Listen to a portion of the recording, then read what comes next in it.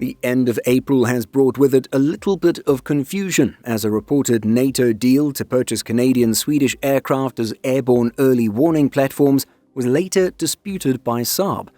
Indeed, it was on April 23rd that various media outlets said that NATO's support and procurement agency had selected the GlobalEye platform from Sweden's Saab and Canada's Bombardier, a move that would have replaced the alliance's aging fleet of Boeing E-3A Sentry airborne warning and control system aircraft. However, later in the day, Saab went public to say that no contract had yet been signed, leaving the status of the program unclear and the competition still open. Let's take a look at the original story, Saab's clarification, and the general situation for today's video.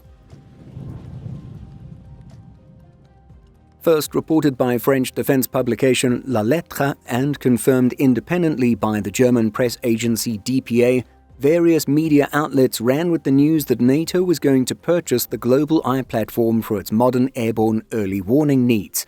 As highlighted by Defense News, such a decision would have marked the first time since 1982 that a non-Boeing aircraft would be serving as NATO's common airborne surveillance backbone.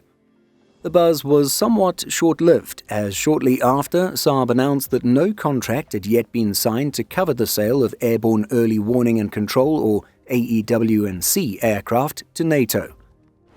Saab's Vice President of Media Relations had this to say to Flight Global. "We have noted the information in the media. It is up to NATO to comment on where they are in their procurement process. I can confirm that we have provided information to them, but we have not signed a contract or received an order from NATO for GlobalEye." For its part, a NATO official, when contacted by Flight Global, declined to comment about the La Lettre report or to specifically address the status of the decision. The individual said this to the media outlet: "The nations participating in the initiative to replace our existing AWACS fleet continue their work on this with the support of the NATO Support and Procurement Agency." And so, when we look at these two pieces of information, both can be true. It could be that NATO has indeed selected the platform to replace the E-3As and intends to make a deal, but at the same time a contract has yet to be signed to make anything official and final. One of our most popular videos on this channel came in late November when we reported that the Netherlands and a number of other European NATO partners had scrapped plans to buy 6 Boeing E7 wedge-tail aircraft, jets which were to replace the alliance's old E-3A airborne warning and control systems. This rumor regarding a GlobalEye purchase would seem to be directly connected, as it would be an attractive option for the mostly European alliance, particularly amid US President Donald Trump's threats to withdraw the US from the long-standing Western alliance. But American rhetoric wasn't the only reason to look for something other than Boeing. Yes, Boeing's 737NG-based E7 wedge-tail had been in a prime position to secure the contract with NATO.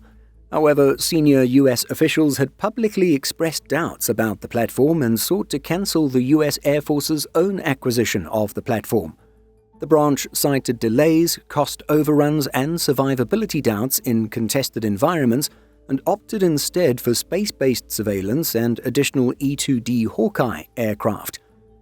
And then, when the US officially withdrew from the NATO consortium supporting the E7 purchase in July 2025, the Dutch stated that without the Americans, both the strategic and financial foundations were lost. Now, for those unfamiliar with the GlobalEye aircraft, these are modified Bombardier Global 6500 business jets equipped with powerful radars, sensors, and communications arrays from Saab.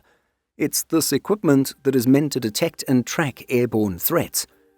Being an airborne platform, GlobalEye offers detection ranges exceeding 550 kilometers across air, sea, and land domains. Now, it's been reported that NATO's NSPA is eyeing between 10 and 12 aircraft at roughly 550 million euros per unit, a total acquisition value likely exceeding 5 billion euros, and that's before sustainment, training, and infrastructure costs. Pushing its product, Saab has claimed the platform can meet NATO's 2031 operational target or earlier. In terms of existing European customers of either aircraft, the United Kingdom and Turkey have both committed to the E7 wedge-tail. For GlobalEye, France and Sweden have ordered the platform. But what do you think of NATO reportedly intending to buy GlobalEye for its airborne early warning and control operations? Let us know by leaving a comment.